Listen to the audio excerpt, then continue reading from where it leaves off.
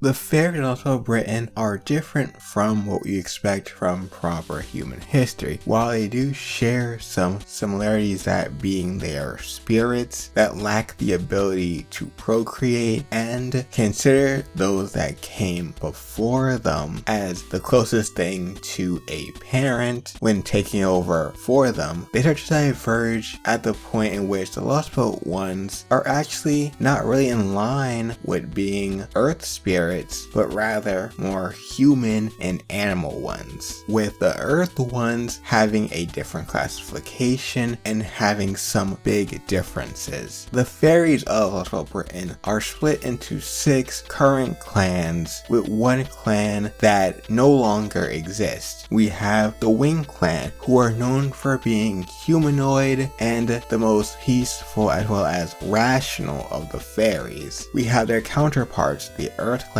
who are stout and stocky, still humanoid, and are known for being the most hard-working. They make roads and buildings, which make them very crucial. The Fang clan are wolf-like, and they are essentially the fighting force. It's because of them that the fairies survived to this day in the past, as is said by some. Then we have the Wing clan, as well as the Mirror clan. These clans are both low on members and have essentially gone MIA besides for a few members that barely appear in the story. Lastly, we have the King clan, who are now essentially endangered, with one surviving member, that being Knocknera, the Maeve of this world, who is known for being a troublemaker and a queen bee type. There once was a 7th clan called the Rain clan, but sadly they were all killed by the other clans protecting the fairies of Paradise, aka from Avalon. The fairies of Paradise are actually special in the sense that unlike the other clans, they are actually immune to the effects of iron weapons and tools, thus they can use them much easier than others. Now the thing about Fae Britain is that due to something called human history convergence, we find ourselves with fairies from other mythologies finding themselves within Fae Britain, making it more of a melting pot of multiple fairies from different places and stories. On top of that, we see that Lostbelt Britain and proper human history Britain share similarities, such as both having a Camelot, as well as the other cities. While they may operate differently, they're built on a similar foundation. Now remember when I mentioned that these fairies don't come from the earth? Well, the fairies that do are known as great fathers and mothers. This classification is for fairies who have been sent to solve problems from the planet itself. They are referred to as A-rays, not to be confused with the ones from notes, as well as subbells. It is said that they are similar to elementals and true ancestors, so think Arkawade or Yume Ren. On top of that, they are also immune to the effects of iron poisoning that comes with using said tools. The fairies have purposes and names.